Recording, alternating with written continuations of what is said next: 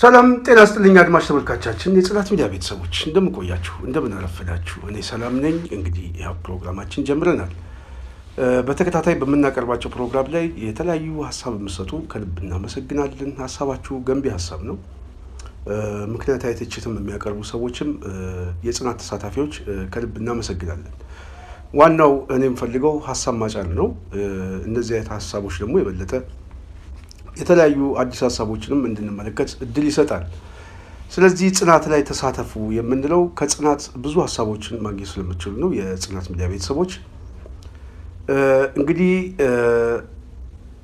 በተለይ ጽናት በተከታታይ የምናቀርባቸው ሐሳቦች ላይ የሐሳቡ ዋና ፍሬ ከዚህ በፊት እንዳልኳችሁ የአማራን አንድነት ለማምጣት በሚደረገው ጥረት ላይ እክሎቹ ምንድናቸው ደካማ ጎኑስ ምንድነው የግል ታሪካችን ላይ እና የመጣንበት መንገድ ምን ይመስላል ከዚህ በፊት ረጅም ጊዜ እኔ በዚህ ጉዳይ ላይ ዝም ያልኩት እና ፌስቡክ ላይም የተለያየ ሐሳብ ጽፍ ያለው አንድ ጊዜ ይመስለኛል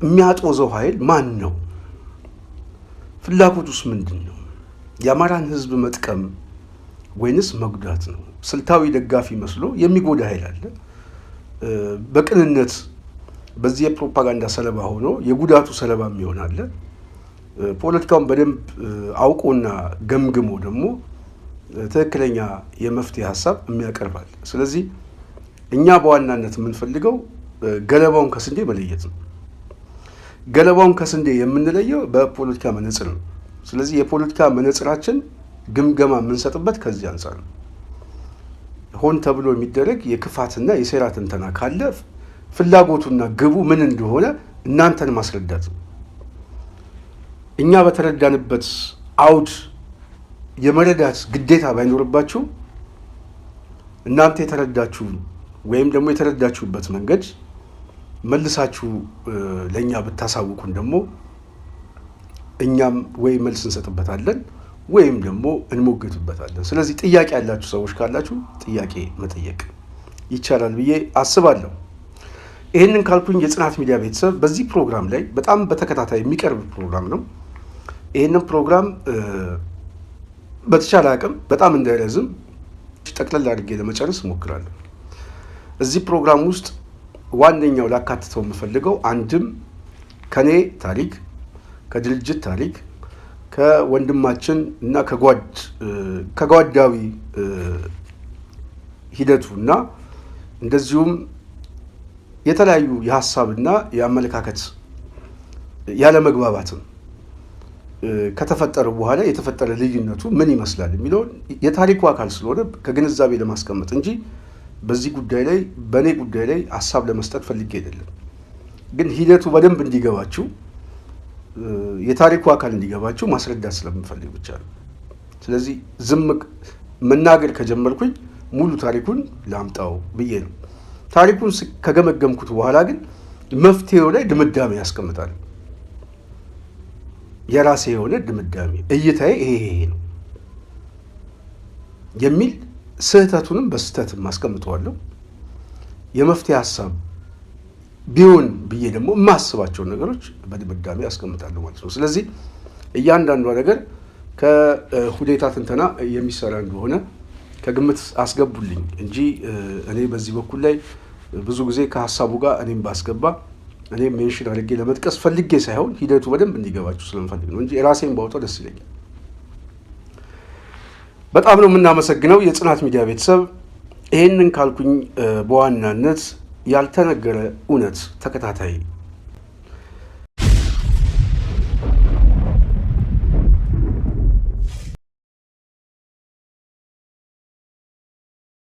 የአዲስ አበባ ፖለቲካ ላይ ኦህዴድ ያው እያሰረ እየፈታ እያሰቃየን ነው በሰላማዊ ትግል መታገል አልቻለም የሚል ድምዳሜ ላይ ከደረሰ የአዲስ አበባን እንቅስቃሴ የህልውና እንቅስቃሴያችን አድርገን በህልውና እንቅስቃሴያችን ላይ ሰላማዊ ትግሉን ወደ ነፍጥ ትግል አድርገን ቦታ እንያዝ በዋናነት የስበት ማዕከሉን ሸዋ አካባቢ አድርገን የአዲስ አበባ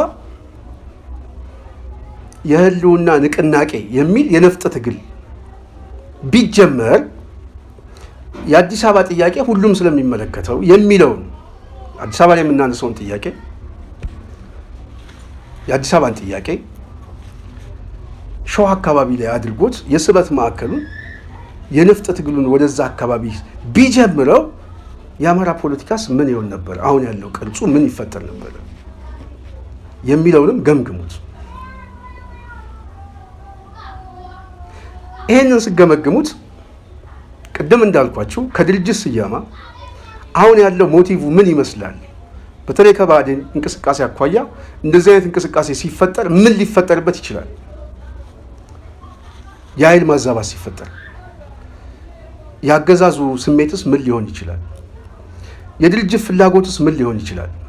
ግንባሩስ በመሰየሙ በተለይ የንቅናቄው ሰብሳቢ እዛ ውስጥ ቢገባ ኖሮ ምን ሊሆን ይችል ነበር? ጉዳቱ ምን ሊሆን ነበር ብለን ስናስበው ከሴራ ትንተና የመጣ ሆን ተብሎ ተሸርቦ የመጣ ክፍተት ነው የሚል ድምዳሜ የለኝ። ስለዚህ ካለፉት አንድ ዓመት በኋላ ከ2015 ሐምሌ 28 ወደዛ እስከ 2016 ሐምሌ ድረስ ያለውን ተጨባጭ ሁኔታ አላቅም፣ መረጃ የለኝም። የመረጃ ስህተት አለብኝ።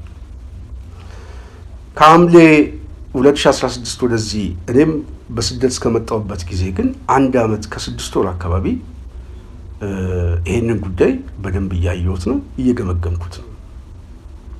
እየገመገምኩት ብቻ ሳይሆን ይሄንን ሀሳብም ስሰጥ የጽናት ሚዲያ ቤተሰብ እኔ ከነበረኝ የመጀመሪያ ግምትም አሁን ያለው ሁኔታ በማነጻጸርም ጭምር እንደምታስታውሱት እኔ ፌስቡክ ላይ ጽፌ ነበር። በዋናነት እስክንድር ወደ ፖለቲካው እንዲገባ ማድረጌ ይጸጽተኛል ብዬ ነው የተናገርኩት። በዚህ ጉዳይ ላይ ለምንድን ነው እንደዚህ ያልከው የሚል ጥያቄ አንዳንድ ሰዎች ጠይቀውኛል። በተለያየ መልኩ ትንሽዬ ሀሳብ ልስጥ። እስክንድር ፖለቲሻን ነው፣ ፖለቲከኛ ነው፣ ጋዜጠኛም ነው።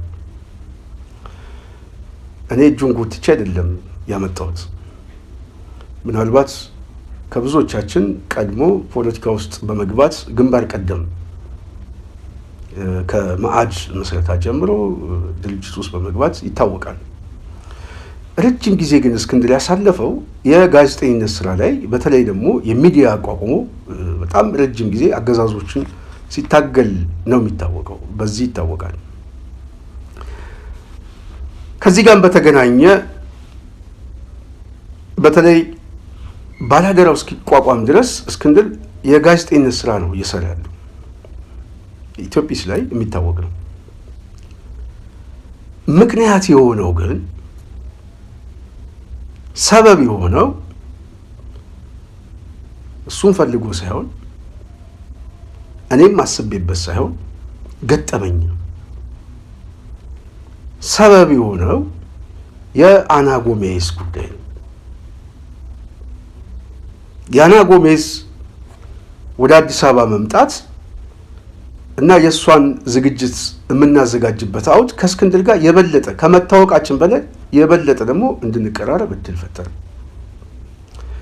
የአና ጎሜዝ ዝግጅት እንዳለቀ ደግሞ የባላደራው ዝግጅት የአዲስ አበባ ጉዳይ እንዲመሰረት በሰዓቱ የነበሩ ልጆች አስገዳጅ ሁኔታ እና የህዝቡ ጥያቄ ስለነበረ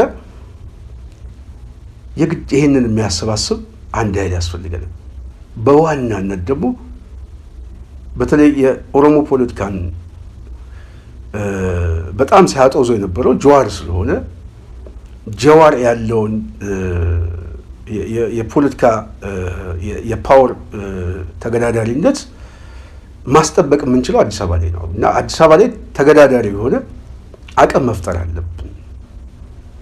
ስለዚህ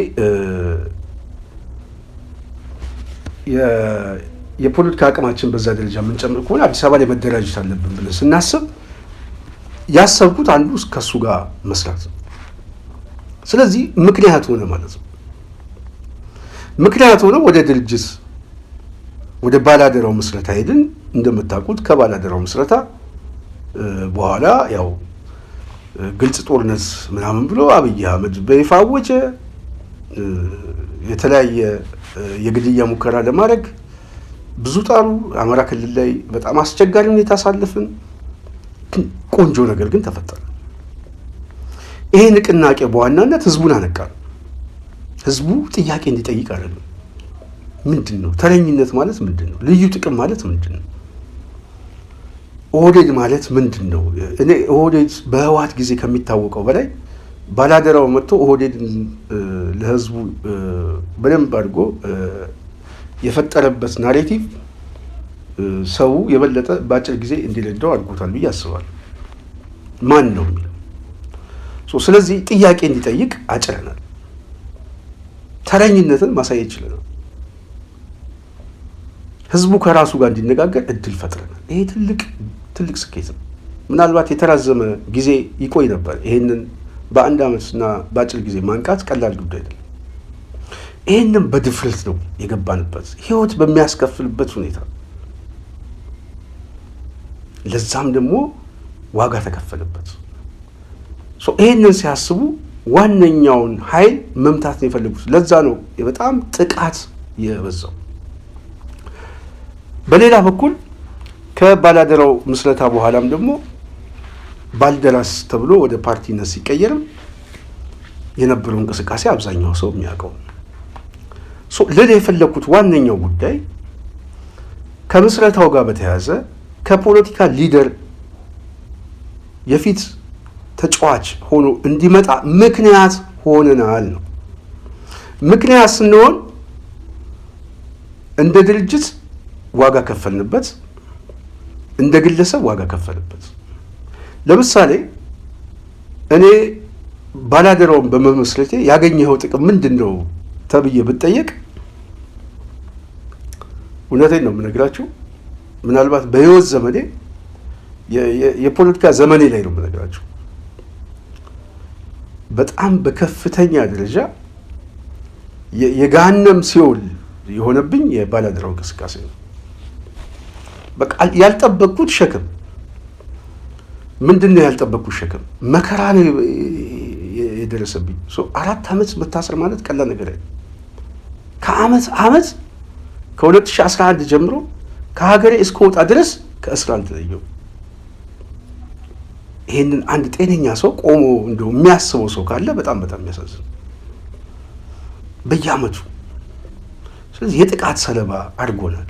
ምንድነው ጥቅም ከተባለ ጉዳት ነው። አንድ ነገር ግን ፈጥረናል። በጉዳት ውስጥ ቢያንስ ሰዎች ከራሳቸው ጋር ራሳቸውን እንዲጠይቁ እድል ፈጥረናል። ውጤቱ ምንም ይሁን ምንም ያንን ነገር ፈጥረናል።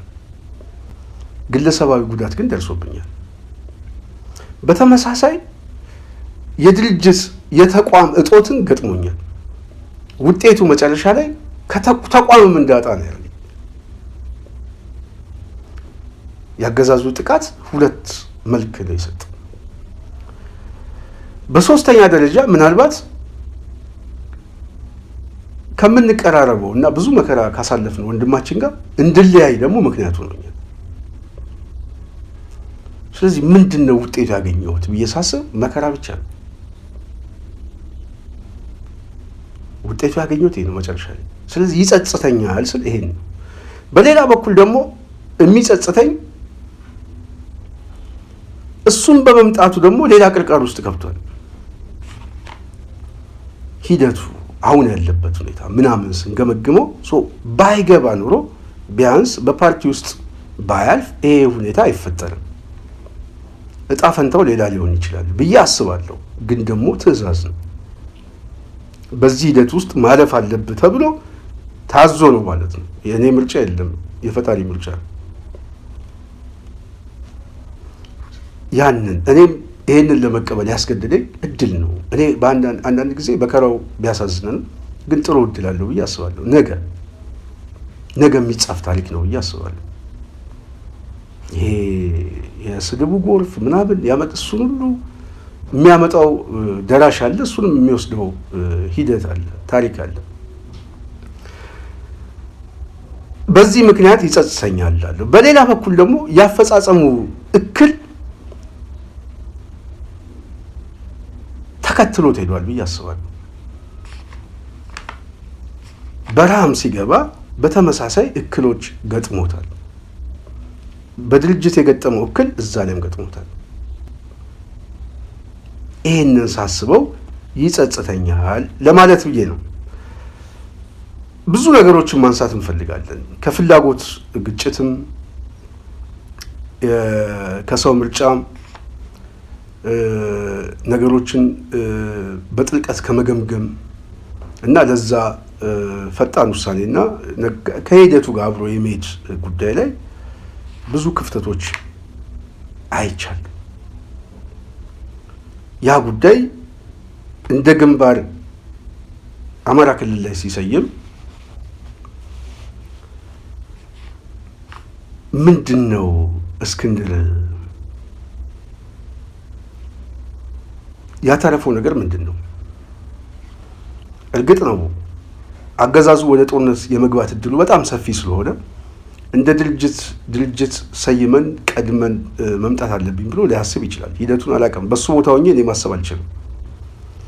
ግን ያንን ሁኔታ ሲወስን ከሴራ ትንተና ነው፣ ከድርጅት ፍላጎት ነው ወይንስ የነገሮችን ግምገማና አለመረዳት ምን አይቶ ነው የሚለው ማየት እኔ ፈልጋለሁ ብዬ አስባለሁ። ለምሳሌ ይሄንን ከማደርግ እኔ እሱ ቦታ ሆኜ በአንድ በኩል ዘመነ እስር ቤት ነው ያለው። ቀድሞ ደግሞ የመሰረቱት ስም አለ፣ ድርጅት አለ።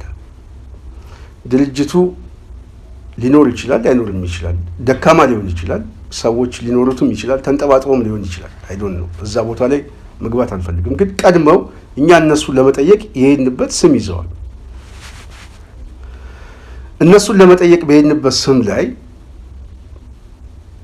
እስክንድር ግንባሩን ከሚፈጥረው ይልቅ ቀድሞ የተፈጠረውን ስም ቢያንቀሳቅሰው ወይም የሱን ቦታ እኔ ልውሰድና ባንቀሳቅሰው ውጤት 1 2 3 ብለን እናስቀምጠው።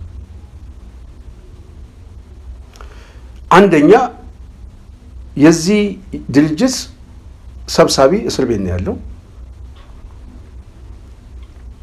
ሰብሳቢው እስር ቤት ባለበት ሁኔታ እና በተወሰነ መልኩ አባላቱም ተበታትኖ የየራሳቸው ቦታ ይዘው እየጠበቁ ባሉበት ሁኔታ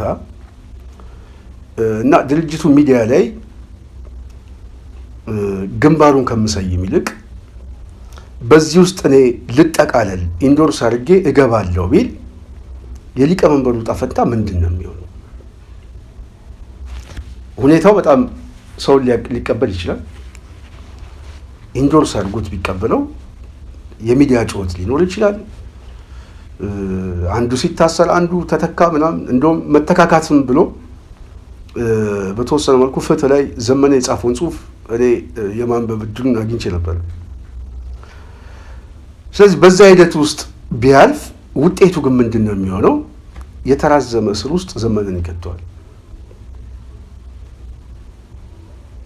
ኢንዶርስ አድርጎ ቢገባ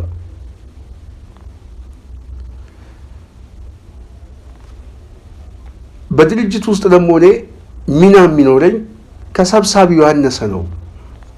እኔ የማስተባበር ሚና ነው መጫወት የምፈልገው፣ አንድ ለማድረግ ነው። ስለዚህ ሰብሳቢው እስር ቤት ባለበት ሰብሳቢውን አስቀምጠው በምክትል ደረጃ ሆኖ ድርጅቱን አንቀሳቅሰዋለሁ ቢልም ትልቅ የፖለቲካ ሽፋንና ጉልበት ይኖረዋል። ሰብሳቢውን ግን እስር ቤት ያስቀምጠዋል። በፍጹም ሊወጣ አይችልም። ምክንያቱም ማቅለጥ ነው የሚሆነው። የፓወር ግጭት አይፈጠርም፣ የኢጎ ፍላጎት አይኖርም፣ የግለሰብ ሽኩቻ አይፈጠርም። እኔ ሌላ ድርጅት ከምሰይም ይልቅ በተመሰረተው ድርጅት ውስጥ ብቀላቀል ለምን ገባ አልባለም። እንደውም ሰው ያጀግነኛል፣ እንደውም የሚዲያ ሽፋን ያገኛለሁ፣ ትልቅ ጉልበት አገኛለሁ። የስልጣን ጉዳይም አያሳስበኝም። አንደኛ ሰው ከፊት ያለው ሰው አለ፣ እኔ የእሱን ቦታ እስኪመጣ ድረስ ቦታውን እሸፍናለሁ ቢል ፖለቲካሊ እስክንድር ከፍተኛ የሆነ የፖለቲካ ድል ያስመዘግባል። በምን ይሄን ድርጅት በመቀላቀሉ እስክንድርን ይሄንን ማድረጉ ማንም ሰው ሊወቅሰው አይችልም። ዘመነን ግን የተራዘመ ታሳሪ ግን ያደርገው ነበር። ከእስር ቤት የሚወጣበትን እድል ቁልፉን ይቆልፍበት ነበር። ምክንያቱም ሰብሳቢ ሆኗል። ሰብሳቢው እሱ ነው። ኢንዶርስ ተደርጓል። ሰብሳቢው እንልቀቅ ብለው ጦርነቱ በተጀመረበት ሰዓት ላይ በጣም ከባድ ነው። በሌላ በኩል እዚሁ ጋር እያያዝ ነው እንድንሄድ ብዬ ነው።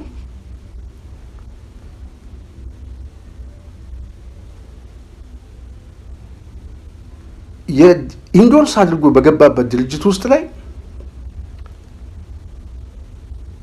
ከሌሎች ጋር ሊኖረው የሚችል ትስስር ላይ ድርጅቱን በድርጅት ሊያከስመው ይችል ነበር።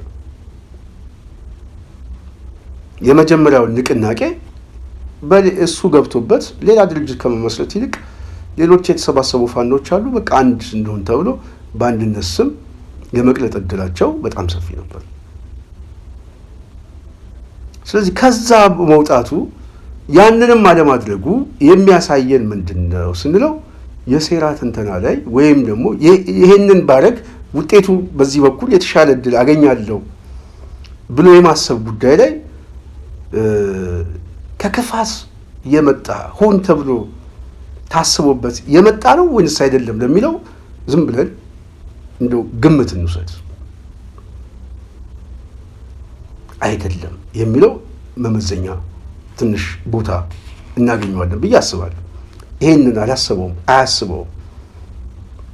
በሌላ በኩል በዚህ ሁኔታው ላይ በተለይ ከሴራ ትንተናው አኳያ የአዲስ አበባን እንቅስቃሴ በዋናነት አስቻይ ሁኔታ ስለሌለ በሰላማዊ መንገድ መታገል ስላልቻለን ምርጫም ተወዳድረን የምርጫ ውጤቱ ስለተዘረፈ አገዛዙ በሰላማዊ ትግል ስለማያምን የአዲስ አበባን እንቅስቃሴ በራሱ የአዲስ አበባን ፋኖ ወጣ ብሎ ሸዋ ላይ ማደራጀት ይችል ነበር ወይ? የአዲስ አበባ ፋኖ በአገር አቀፍ የሚል ስያሜ ሰጥቶት ሸዋ ላይ የትጥቅ ትግል እንዳደረገ ቢሰይም የስበት ማዕከሉና የትግሉ ማዕከል አዲስ አበባን ቢያደርገው በአማራ ክልል ላይ ያለው የፖለቲካ የስበት ማዕከል አሁን ያለው ሁኔታ ይፈጠር ነበር ወይ? የመሀል ሀገሩ የፖለቲካ የትኩረት ማዕከል ነው የሚሆነው። መሰረታዊ ቤዜ ወደዚህ ስለሚል ማለት ነው። የአማራው የፖለቲካ እንቅስቃሴ ተደራቢና ሁለተኛ ሆኖ ነበር የሚመጣው።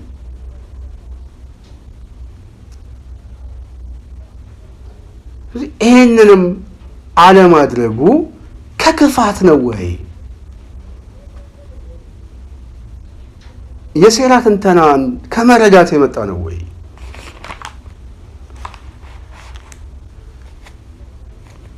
ዝም ብለን እንድናስበው ስለምፈልግ ነው። ስለዚህ አልሆነም፣ አላየንም። ማድረግ ግን ይቻል ነበር። ስለዚህ ምንድነው የኔ ግምገማ? ምንድነው ድንጋይ መወርወሩ ምናምን ነገር ምናምን ከምን መጣ?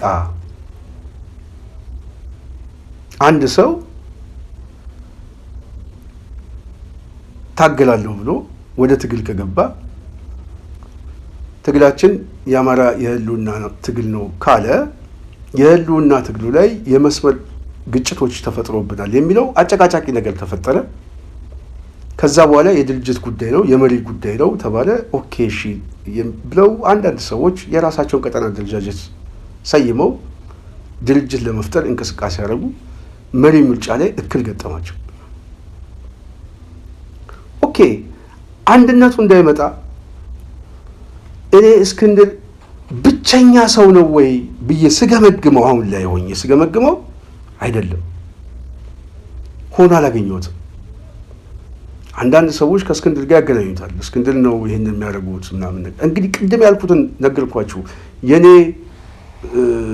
የፖለቲካ ልዩነት መለያየታችን ተደዋውለን እንደማናቅ ምንም አይነት ሞቲቭ እንደሌለኝ በደንብ አስረዷችሁ። ግን ይሄም ኖሮ ግን መርህ ግን የሚባል ነገር አለ። ስለተለያየን ምናምን አይ በቃ እኔም ድንጋይ ወረውራለሁ የሚል አስተሳሰብ የለኝም። የማስበው እንደ ሰው ነው የማስበው። እንስሳዊ የሆነ ሀሳብ የለኝም። እንደ ሰው ሳስበው ብቸኛ ተጠያቂ ነው ወይ ብዬ ሳስብ አይደለም።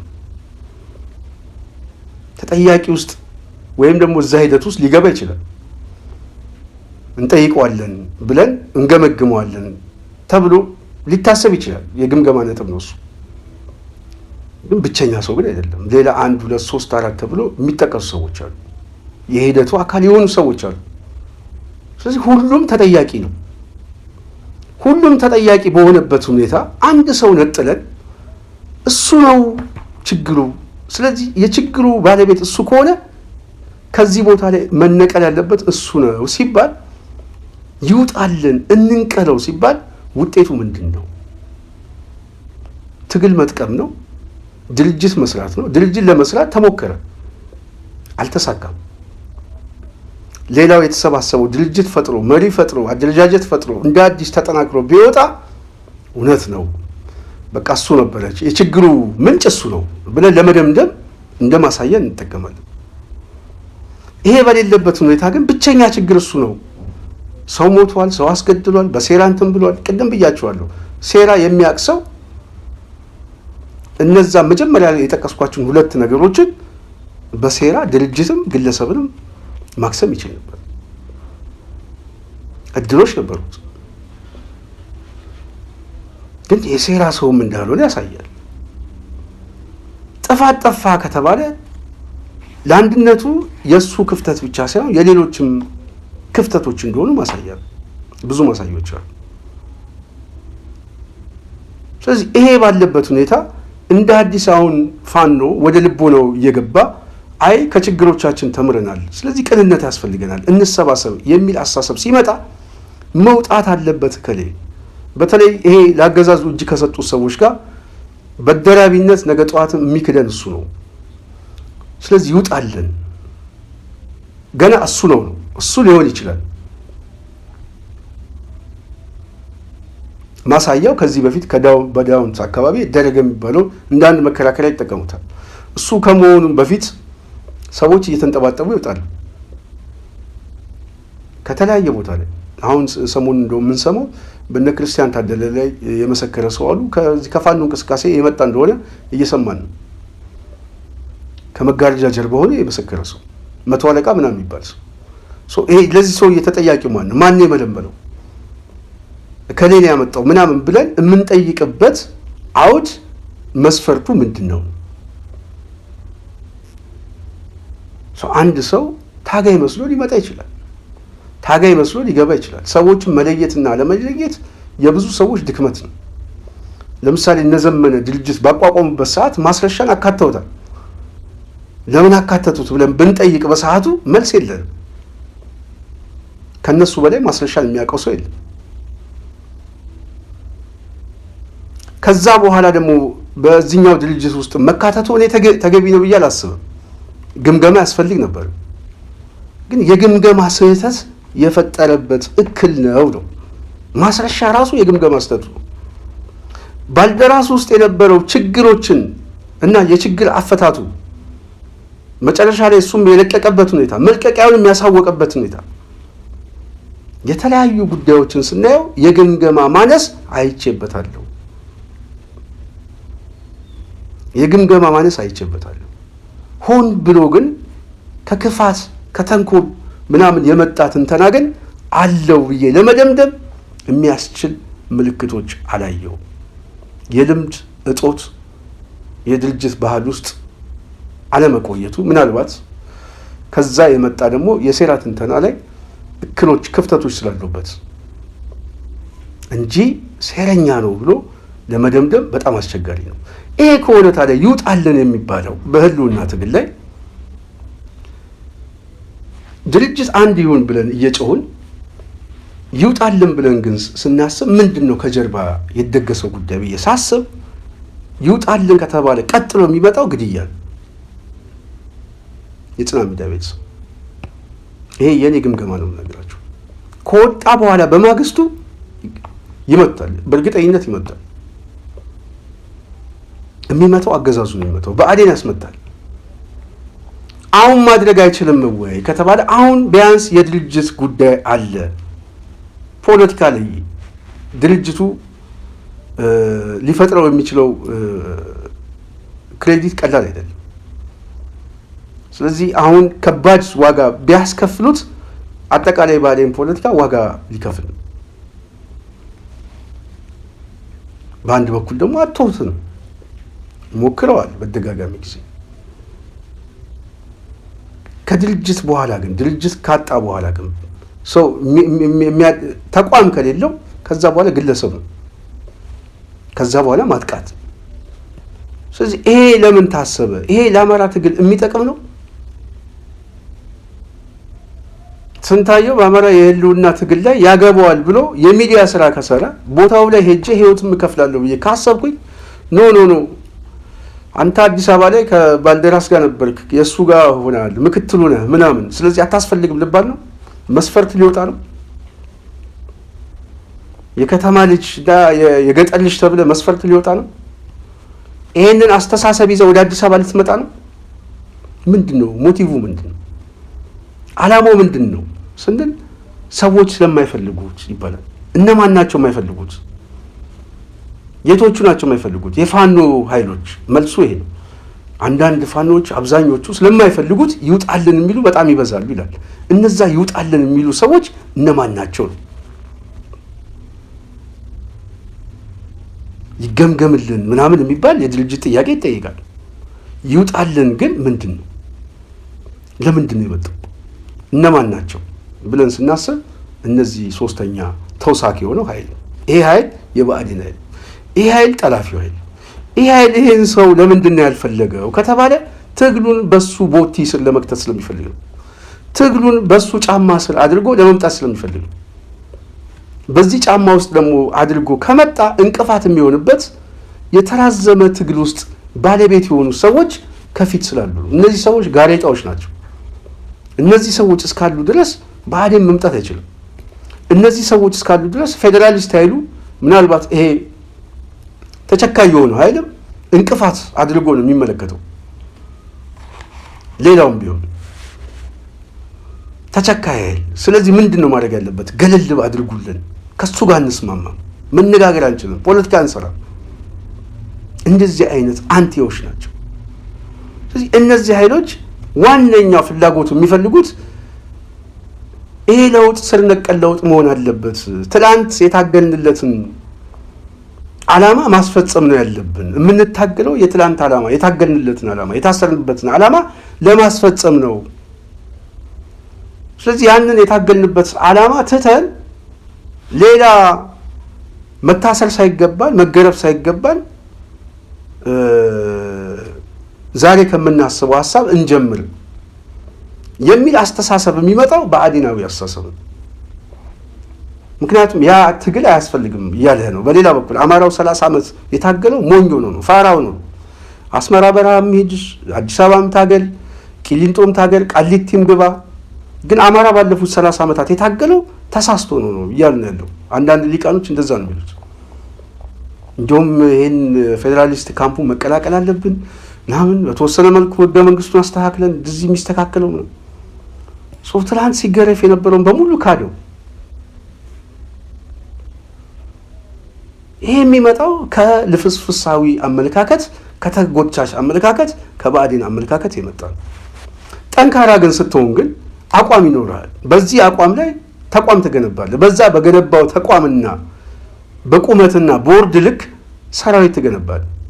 በዚህ ዓላማ ላይ የተሰባሰበው ኃይል ሌሎቹ ካንተ ጋር ይደራደራሉ። ይሄ ጉዳይ አብረን ለመስራት ሰጥቶ የመቀበል ሂደት ውስጥ ታስገባቸዋለህ እንጂ አጀንዳህን ጥለህ ቂጥ አትጎትትም። ስለዚህ ይሄንን አሊያንስ ለመፍጠር በአንድ በኩል፣ በሌላ በኩል ደግሞ ብአዴናዊ የሆነ ሪፎርሚስት ኃይሉ ለመቀበል እነዚህ ከትላንት ጀምሮ የታገንለት ዓላማን ማስፈጸም አለብን የሚሉ ሰዎችን ይውጥሉን። እኔ አሁን ተቃዋሚ እዚህ ላይ ይገምገሙልን። ጥፋት አጥፍቷል ብሎ በድርጅት እገመግማለሁ ማለት አንዱ ጉዳይ ነው። እሱ ምንም ፖለቲካዊ ነው፣ አንድ ጉዳይ ነው። ይውጣልን የሚል ያውም በህልውና ትግል ላይ የህልውና ትግል አማራ አለበት የሚል በአንድ በኩል ይሄ የህልውና ትግል ላይ አማራዎች መሰባሰብ አለባችሁ፣ ወደ ትግሉ መግባት አለባችሁ፣ በተለይ ልዩ ኃይሉ መከላከያው ምናምን እያለ መግለጫ ደግሞ የሚሰጥ ሆኖ በሌላ በኩል ደግሞ አማራ የሆነ ሰው ይውጣልን ስትለው ከመርህም ከዓላማም ከተነሳበት የሚጋጭ ነው። ይህንን ልንቀበለው አንችልም ማለት ነው። ተገቢ አይደለም ማለት ነው። ተገቢ ካልሆነ በዚህ ጉዳይ ላይ ምንድን ነው የምናደርገው? በዚህ ትግል ውስጥ እነማን ናቸው ዋና ዋናዎቹ? በዋናነት በአራት ከፍዬ ልጥቀሳቸው። እክል እየፈጠሩ ላሉት አንዱ አገዛዙ ኦህዴድ ነው። ኦህዴድ አንቲ በጣም የማይፈልገው ኃይል ነቅሶ የሚይዘውን ኃይል ስልታዊ በሆነ መልኩ ያስጠቀዋል።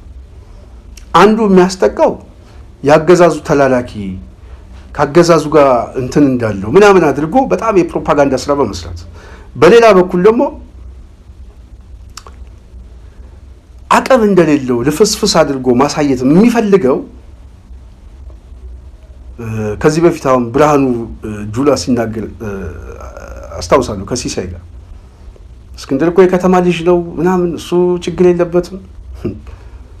ብርሃኑ በጣም የሚጠላው እንደው ጥርሱ ውስጥ ገብቶ የሚጠላው እስክንድር ነው። እውነት ለመናገር ማለት ሌላው እንደው ፖለቲካ ለሚገባው ሰው ነው የምነግራቸው።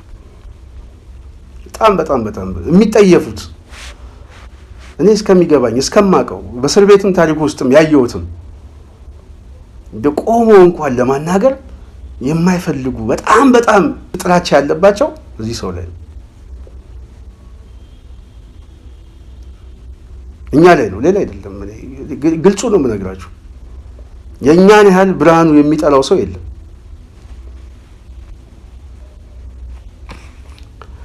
በዛ ደረጃ ካየነው አገዛዙ ዋና ነው። ሆን ተብሎ ግን ያው የሚሰራው ስራ ማሳጣት ነው በዚህም በዛ። በሌላ በኩል ብአዴን ዋነኛ አክተር ነው። ሶስተኛው ፌዴራሊስት ኃይሉ ራሱ ይሄ በጣም ተቸካይ የሆነ ፌዴራሊስት ኃይል አንቲ ነው።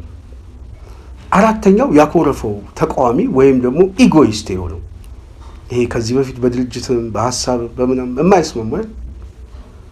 ስለዚህ ይሄ ኃይል እንቅፋት ነው ብሎ የሚያስበውን ኃይል ይውጣልን ነው ጥያቄው። እየተረባረበ ያለው እዚህ ላይ ነው። እኔ ደግሞ በጣም የምቃወመው ደግሞ ይሄንን ጉዳይ ነው። ይሄንን ፕሮግራም መስራት የሚያስፈልገኝ ሙሉ ታሪኩን ማምጣት የምፈልገው ከዚህ ተነስቼ ይውጣልን የሚባል አስተሳሰብ የለም። በትግል ውስጥ ተጠቃሎ በአንድነት ውስጥ ቦታ ይዞ ውህድ አንድ የአማራ ድርጅት ፈጥሮ የትግሉ ባለቤትም የትግሉ ኃይል አንድ ኃይል ሆኖ መምጣት አንድ ጉዳይ ነው። ከትግሉ ማስወጣት ግን ታጋይነት አይደለም። ከትግሉ እሱን አስወጥቶት ስንታየው ነፃ አወጣለሁ የሚል ሰው ካለ ይሄ ድንቁርናህን እዛው ቁጭ ብለህ እንደው ተጋተው ነው ብለው እኔ በጣም ስለዚህ ሰው አልፈልግም ብለህ ሰው ነፃ አወጣለሁ አትልም። አልፈልግም እያልክ በሌላ በኩል ደግሞ ነፃ አውጪ ነኝ የምትልበት ምዕራፍ ይዘጋብሃል። ለዚህ ነው ፖለቲካን አንብብ፣ ፖለቲካን እወቅ የምንለው። ለዛ ነው ፖለቲካዊ ሞት ነው የምትሞቱት። ይውጣ የሚሉ ኃይሎች ፋኖም በስልታዊ መንገድ ፖለቲካዊ ሞት እንዲሞት የሚሰሩ ሰዎች ናቸው። አንድ ካስተሳሰቡ እንዲጣላ ማድረግ፣ ሁለት ከደጋፊው መለያት፣ በሶስተኛ ደረጃ በአማራ ፖለቲካ ውስጥ ስንጥቃት በመፍጠር ከከተማው ህዝብ ጋር እንዲጋጭ፣ ከተሜው ከክልሉ ጋር፣ የከተማው አማራ ከክልሉ ጋር ለምን በአስተሳሰብ የፕሮፓጋንዳ ሰለባ ይሆናል። ይሄ የማን ስራ ነው እኮ? ይሄንን ፖለቲካ እኮ ለሚገባው ሰው ይሄ እኮ የጠላት ስራ እኮ ነው። ይሄ እኮ የቅጥረኛው ስራ እኮ ነው። የተሸናፊው የብአዴን የስራ ውጤት ነው፣ የግምገማ ውጤት ነው። ይሄንን ማስረዳት የግድ ያስፈልጋል። ለዚህ ነው ይሄንን ፕሮግራም በተከታታይ መስራት የፈለግኩት። ከዚህ ጉዳይ ላይ ተነስቼ ነው። የመጨረሻው መደምደሚያ ከመስጠቴ በፊት አንዳንድ ነጥቦችን ላንሳ። አንደኛው ከንግግር ጋር በተያያዘ የሚሰሩ የኮንስፓይረሲ ስራዎች ከዚህ በፊት የተናገረው ቆርጦ ቀጠል ምናምን እየሆነ የመጣው ለምን የሚለው እሱ መተንተን አለበት። እንድምታው ምንድነው? ምንስ ተፈልጎ ነው የሚለው አንድ እሱ ነው። ሁለተኛው ከገንዘብ ጋር በተያያዘ ንክኪዎቹ ከገንዘብ ጋር በተያያዘ ንክኪ እኔ ማጋነን አልፈልግም። የሆነውን ነገር ሆነ ያልሆነውን አልሆነም ብዬ ነው ፊት ለፊት የምናገረው። እኔ በዚህ ባህሪ ማንም ሰው እንዲያውቀኝ ይፈልጋል። ከገንዘብ ጋር በተያያዘ በጣም የሚፈራ አንዱ የገንዘብ ጉዳይ ምናምን ሲባል እኔ እዛ ክልል ላይ ሄዶ ያለው ሁኔታ አላውቅም። ከተማው ላይ በነበረበት ሁኔታ ገንዘብና እሱ በጣም የተራራቁ ናቸው ብዬ አስባለሁ። በጣም የሚጠነቀቅ ሰው ነው። በአካውንት እንኳን ሰው ላስገባ ብሎ በደጋጋሚ ጊዜ ጠይቆት የከለከለ ሰው ነው። እሱ የከለከለውን ከዚህ በፊት በእኔም አካውንት ሰው ገንዘብ ልላክ ብሎ እኔም አልተቀበልኩም። ግን በዛ ደረጃ ጥንቃቄ ያለው ሰው ነው ብዬ አስባለሁ። እዛ ሁኔታ የተፈጠረውን ባላቅም ግን እኔ ይሄ የጀርባ ታሪኩ ጋር ብዙ የሚታማ ነው ብዬ አላስብም። ስለዚህ ይሄንን ካልኩኝ ይውጣ የሚለው ጥያቄ በጣም ከባድ እንደሆነ ሊታሰብበት ይገባል። በትግል ውስጥ የሚወጣ ሰው የለም፣ የሚጨመር ሰው ነው እንጂ የሚወጣ ሰው የለም። አንድነቱ ያስፈልገናል። አንድነቱን ለማምጣት ግን የምንቀንሰው ሰው የለም፣ የምንጨምረው ነው።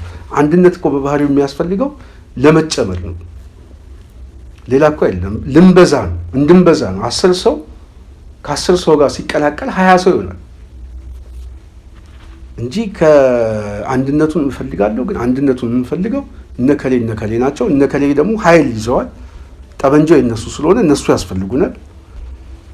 ይሄ ከከተማው የመጣው ምንም ስለሌለው ባዶ እጁን ስለሆነ አሁን ግን እሱ አያስፈልገንም ምናምን ስትል የምትታገለው የህልውና ትግል አይደለም። በቃ አንተ የጥቅምና የስልጣን ጉዳይ እንደሆነ በግልጽ ተናገርክ ማለት ነው። በግልጽ የአማራን ህልውና ምናምን የሚለው ነገር በግልጽ ራስህ ትናገረዋለህ ማለት ነው። ስለዚህ ይሄንን የሚያስበው ሚዲያ ላይ ፕሮፓጋንዲስቶችም ሆነው የሚመጡት የብአዴን አመለካከት ነው፣ የሶስተኛ ወገን አመለካከት ነው ብዬ ስለማስብ ነው። ማሰብ ብቻ ሳይሆን ትክክለኛ ግምገማም ነው ብዬ እማምንበት ነው። በነገራችን በዚህ ጉዳይ ላይ በስፋት ተመልሼ እመጣበታለሁ። በመጨረሻ አንድነቱ ያስፈልገናል። አንድነቱ ለአማራ ህዝብ ያስፈልገዋል። ከዚህ አንድነት ውጪ የአማራ ህዝብ ተስፋ አለው ብዬ አላስብም። ስለዚህ የፋኖን አንድነት መሰብሰብ የሚያስፈልገው የአማራን የህልውና ትግል ለማሻገር ነው። ግለሰቦች ማሻገር አይደለም።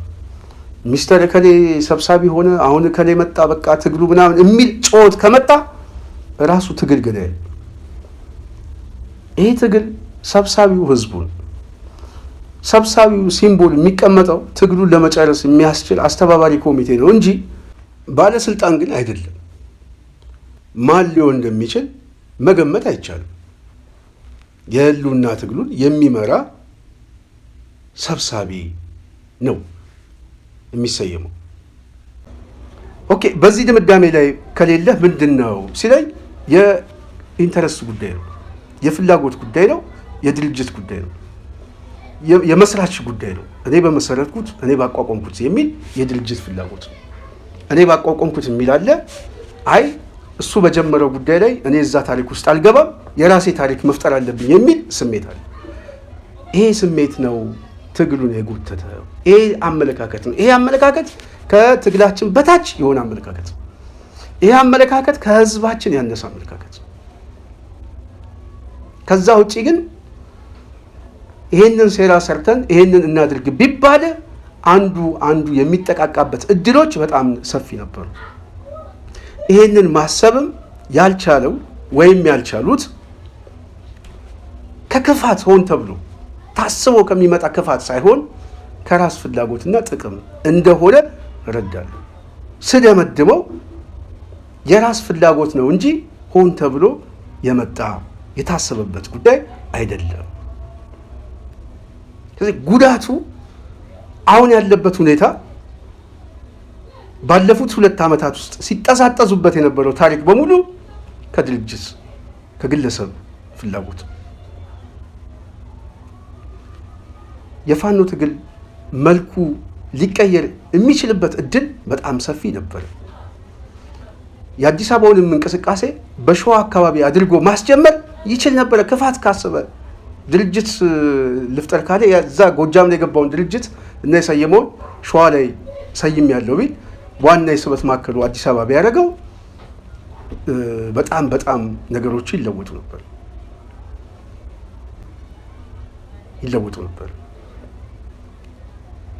ስለዚህ ይሄንንም እንዴት አልታሰበ ብዬ ሳስብ ቅድም ያልኳቸው ጉዳይ ነው።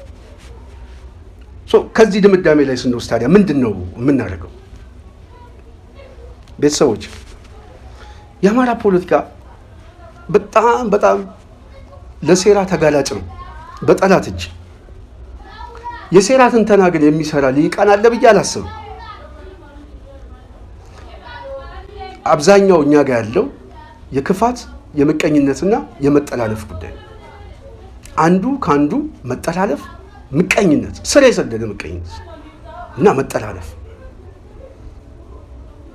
ለምሳሌ መግቢያ ላይ ቅድም እንዳልኩት በፋኖ እንቅስቃሴ ላይ በተለይ ከዚህ ከአማራ ፋኖ ህዝባዊ ንቅናቄ ጋር ከነዘመነ ጋር በተያዘ እነሱን እኛ ስናገኛቸው ይልቃል እዛ ቦታ ተገኝቷል። ለምን እንደመጣ እናውቅም፣ እኛ አልጋበዝነውም። ግን የመጣው ግን በፕሌን ነው የመጣው፣ አስቸኳይ ነው የመጣው። ይህንን የሰማሁት እኔ ከዓመት በኋላ ነው። በአስቸኳይ በፕሌን ሲመጣ እዛ ቦታ ላይ መገኘትና መታየት የፈለገው ምክንያቱ የገባኝ ከዓመት በኋላ ነው፣ ከእስር ቤት በኋላ ነው። አላቅም ነበር። እዛ ቦታ ላይ እሱ ባለበት ስለ አንድነት ተነጋግረዋል። የአማራ ፖለቲካ ቅርጽ መያዝ በሚኖርበት ሁኔታ ላይ ብዙ ነገሮች ተወርቷል። አሁን ምን አዲስ ነገር ተፈጠረ የሚለው በዚህም በዛም በኩል ስናየው ህዝበኝነት ሳይሆን ግለሰባዊ ፍላጎት ኢጎ። ይህን በግልጽ መናገር ያስፈልጋል። በተለይ አማራ ጉዳይ ውስጥ የሚያገባናል የምንል ልናስብበት ይገባል ብዬ አስባለሁ። እኔ ይህንን የምናገረው ከማንም ጥቅም አይደለም። ለእኔ ይቀርበኛል እስክንድር፣ ግን ከእስክንድር በላይ የአማራ ህዝብ አይሆንም። ዘመነን አውቀዋለሁ፣ ከዘመነ በላይ የአማራ ህዝብ አይሆንም። የአማራ ህዝብ ግንዱ ነው። ከግንዱ ጋር የሚጣላ መሪ ካለ ህዝቡን ነው የሚጎዳው፣ ግንዱን ነው የሚጎዳው። ቅርንጫፉ ሊጋጭ ይችላል፣ ግን ቅርንጫፉ ሲጋጭ የሚፈጥረው እሳት ግንዱንም ያቃጥለዋል።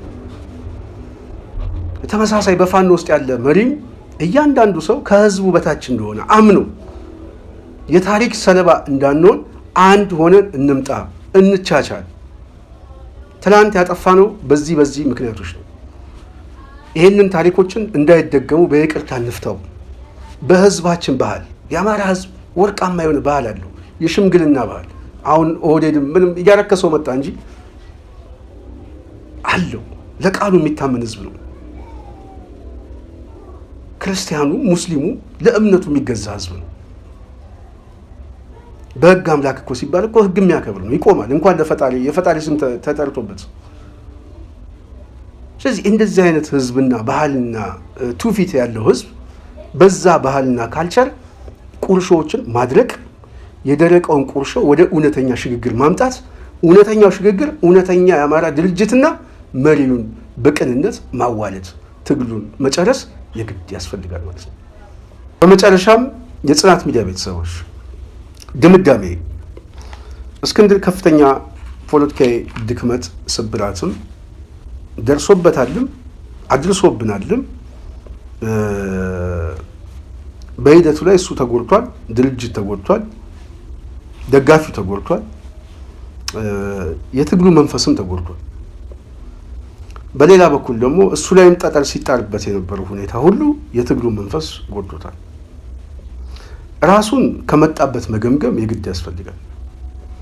በቀጣይ አዲስ ነገር ማሳየት፣ ፖለቲካዊ ባህሪዎቹ መለወጥ እንዳለባቸው እኔ መቼም በዚህ እድሜ ላለ ሰው ምክር አልመክርም። ትልቅ ነው ያውቃል። በዛ ደረጃ ሀሳቦችን እንድታይ በጣም ወንድማዊ ምክር እመክራለሁ። ትንሽ በቃ እንደው የትንሽ ሰው ምክር አድርገህ ይኸው ነገሮችን መገመገምበት ነገር። ምክንያቱም በዙሪያ ያሉ ሰዎች ሁሉ ተንጠባጥበው ዛሬ አልቀዋል። እያየ ነው፣ ብቻ እንደቀረ እያየ ነው። ከዚህ በላይ ጉዳት ምንም የለም። እንደ ድርጅት፣ እንደ ግለሰብ፣ እንደ አንድ የፖለቲካ ተዋናይ ምን እንደተፈጠረ ስለምታየው ማለት ነው። ስለዚህ ነገሮቹን መገምገም ነገን ደግሞ በሌላ ነገር ማሰብ የግድ ያስፈልጋል ብዬ አስባለሁ።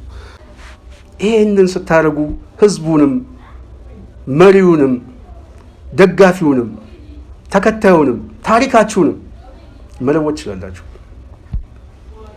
ትላንትና ቅድም ያልኳችሁ እኔ አኩርፍ ያለው አዝኛለሁ፣ በጣም ለተጓዳኝ በሽታ አድርጎኛል፣ በጣም ከመበሳጨት አኳያ ምናምን የመጣ ግን ያንን እያሰብኩኝ ግን የነገን ህልም አላጨልሞ ወይ ድንጋይ ለወርውር አለ። ሰው መማር ካለበት ከዚህ መማር። እውነታውን መካድ አያስፈልግም፣ ታሪክን መካድ አያስፈልግም። ይሄንን ስሜት ደብቄ ብቀመጥ እችላለሁ፣ ግን ምን ጥቅም አለው? ታሪኩን እየገለጽኩ እውነታውን እየገለጽኩኝ ግን በሄድ ግን ነገ ጧት ምናልባት ሰው ሊማርበት ይችላል። ስለዚህ ይሄንን ማሰብ ያስፈልጋል ብዬ አስባለሁ። የጽናት ሚዲያ ቤተሰብ ረጅም ሰዓት ነው የተናገርኩት። ይሄ የታሪክ ዶክመንት ነው ብዬ ነው የማስበው። ከዚህ ሀሳብ ተንተርሼ ነበር እኔ በተወሰነ መልኩ አንዳንድ ነገር ለመጻፍ እያዘጋጀው ነበር፣ እውነት ለመናገር ማለት ነው። ከባለፈው ዓመት ጀምሮ የተወሰነ እያዘጋጀው ነበር፣ ግን የታሪኩን አካል እውነታውን ልግለጽ ብዬ ነው ይሄንን ዛሬ ወደ እናንተ ያመጣሁት። በአጠቃላይ ከቅንነት የመጣ እንጂ ሆን ተብሎ ታስቦ የመጣ የክፋት እና የሴራ ትንተና በመካከላቸው አለ ብዬ አላስብም። በወደ ሰፊነት በይቅርታ ነገሮች መታለፍ አለባቸው ብዬ ሳምን ከራሴም ይጀምራል የሚል አስተሳሰብ ትክክለኛም ስለሆነ ከልብ የተሰማኝን ስሜቴ ከወንድማችን ጋር ከእስክንድር ጋር የነበረውን በዝርዝር ተናግሬያለሁ። ግን የግል ይቅርታዬን ከልብ የመነጨ ይቅርታዬንም በነገው ዕለት ይሄንን ብቻ አስመልክቶ አጭር ፕሮግራም ወደ እናንተ አቀርብላችኋለሁ። ይሄንን ካልኩኝ ይሄ ነው ድምዳሜ። ይሄ ካልሆነ ደግሞ መስማማት፣ መታረቅ፣ ድርጅት መፍጠር ነገ ጠዋትን በይቅርታና በፍርሃ እግዚአብሔር በአማራ ሕዝብ በዓልና ታሪክ ነገሮችን ማለፍ ይቻላል ብዬ አስባለሁ። የጽናት ሚዲያ ቤተሰብ እንደዚያ ፕሮግራም የሰራሁት ከአንድነቱ ጋር የበለጠ ይጠቅማልም የተሻለ እንማማርበታለን የሚል ሀሳብ እንደሆነ ከግምት አስገቡልኝ። በዚህ ሂደት ውስጥ ወይ በንግግሬ ውስጥ ያሳዘንኩት ሰው ካለ ይቅርታ ጠይቃለሁ። እኔ ግን ታሪኩን እና እውነታውን ከራሴ ስሜት ነው መግለጽ የፈለግኩት። ይህንን ከግምት አስገቡልኝ እላለሁ። የነበረኝ ፕሮግራም ይሄ ነው። በሚቀጥለው በሌላ ፕሮግራም እስክንገናኝ የዛሬን በዚህ ያበቃለሁ። ጽናትን ላይክ፣ ሼር፣ ሰብስክራይብ ማድረጋችሁን እንዳትረሱ እያልኩ ሰላም።